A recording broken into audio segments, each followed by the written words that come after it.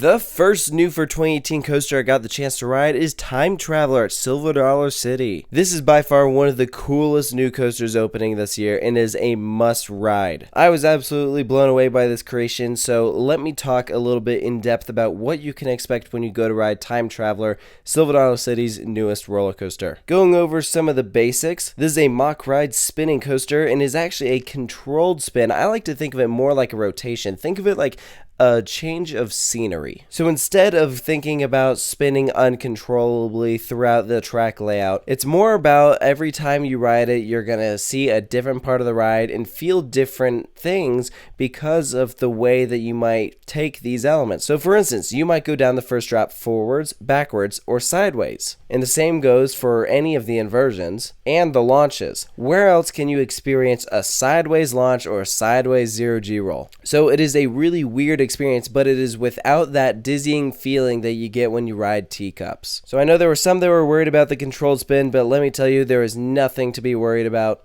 I know there's some people saying they wish it were a little crazier, and I could see how that would be more of an added thrill, but the good news is that because of the spin, weight still plays a factor. So if you balance your car out where one side is more heavily weighted than the other, you still might get a little bit more of an aggressive spin than some others. But just kind of doing an overview of the layout, we have a height of 100 feet. And those of you who've been following this ride know that that is actually without a lift hill. You come out of the station and drop vertically 90 feet down. That is absolutely incredible. This drop is so unique. It is so different. Where else can you experience that? You can't. And that's going to thrust you straight into a dive loop. That is one of 3 inversions, the other being a vertical loop and a zero-G roll. We also have a top speed of 50 miles per hour, and that is reached through 2 different launches. Our first launch is 0 to 47 miles an hour, and then the second launch is 30 to 45 miles an hour. And I know a lot of people are kind of slamming that second launch, saying, well, that is a very slow acceleration, and it is. But here's why I didn't mind it. The whole point of that launch is so that it can get you back up to the top. It's not meant to take you through the layout all over again. That last part of the ride is on a little bit higher of elevation, and remember, you got to get back up to the top of that station. So you need some more energy to do that, and the best way for them to accomplish that was to include a second launch. And it is a rolling launch, so you don't stop before that one, which is also why I didn't mind it, because I just like to think of it as a shot of straight section where you're just gaining a little bit more speed. That first one, if anything, feels more like a launch because you are at an abrupt stop and then you take off. And I think that's another thing that people are talking about is, well, how is that stop right before the first launch? And I think it's a downside if you take it that way. In my experience, I didn't mind it. And the reason for that is because when you come to a stop, you're just trying to remember what just happened. You're taking that all in. And that's a few seconds of time right there where you're like, holy cow,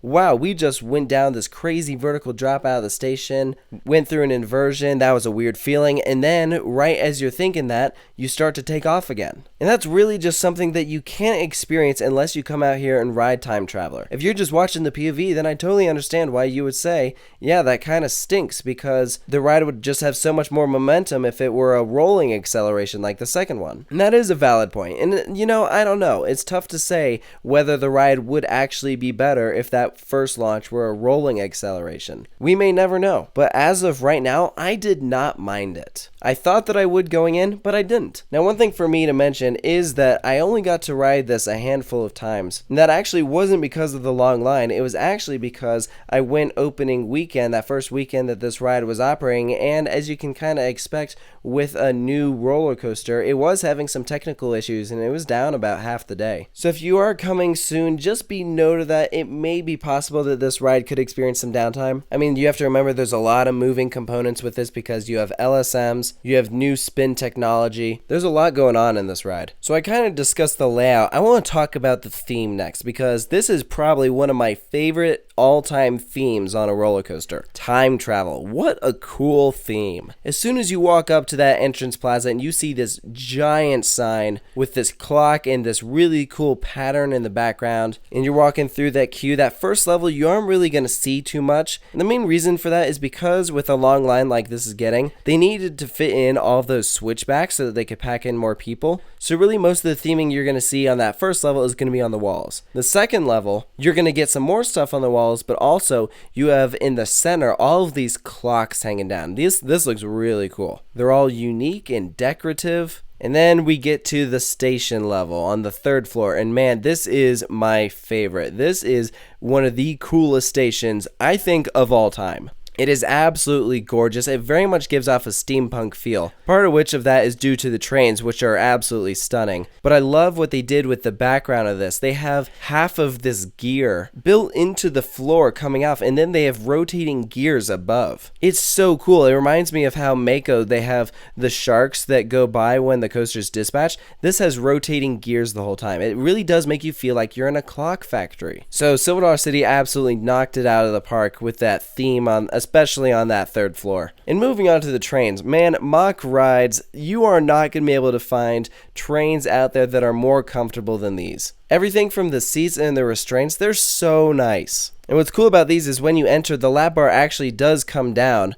so you don't need to pull down your lap bar or anything. The ride ops don't have to lift up on your bar to check it. There's actually a light that appears that says whether it is locked and good to go. From what I've heard though, the ride is a little bit more restrictive to larger guests, and the park is working on that. So to my knowledge, they did have to turn away a bit more people than they would have liked for this ride. So that is just something to be aware of. So if you're not sure whether you'll be able to fit or not, I would definitely advise sitting in that test seat out front first before waiting in that long line. So for Time Traveler's final score, I'm going to give it a 9 out of 10. And those of you who've been following the channel for a while know that I don't really give out 10s too often. And Time Traveler is a really good ride. It is so fun. The reason why I'm not giving it a perfect score, I would say it would have been nice if there was like another additional element after that second launch, because really it's just kind of 2 overbanks into the brake run. It would have been kind of cool if there was like something else there, but also you have to remember this ride had a really high price tag. So I didn't think that the ride felt short or long. It was kind of a comfortable ride layout, you know? And then like I mentioned earlier, I think part of me does wonder what it would have been like if it was a rolling launch into that first one like it is with the second one instead of abruptly stopping. So I think those are just 2 minor complaints why I'm not giving it a perfect score, but overall, just in general, this ride is absolutely fantastic. It is worth a visit out to Silver Dollar City. In my opinion, it is undoubtedly the second best ride in the park. Outlaw Run is still king. That ride is full of intensity. This is not an intense coaster. Don't go in here expecting a really intense ride. Go to ride Time Traveler because you're looking for a fun experience. This is a perfect definition of a coaster that blends thrill coaster with family coaster, because I believe that every member of the family should be able to ride this and enjoy it. Look at my mom, for example. She's not a fan of spinny rides, and I know there's a lot of people out there who are like that. I think she would like this because it does not feel like a spin. Like I mentioned earlier, think of it like a rotation. You go to ride Time Traveler because of its unique layout and weird sensations that you get as you're going through some of these elements. It really is bizarre. That's really all I can say. The best piece of advice I can give really is to come out here and check this thing out. I would consider this ride a big success for the park, and I hope that other parks take notice and contact MACK Rides about putting in one of these at their park, because I would not complain if more parks started adding these spinning coasters.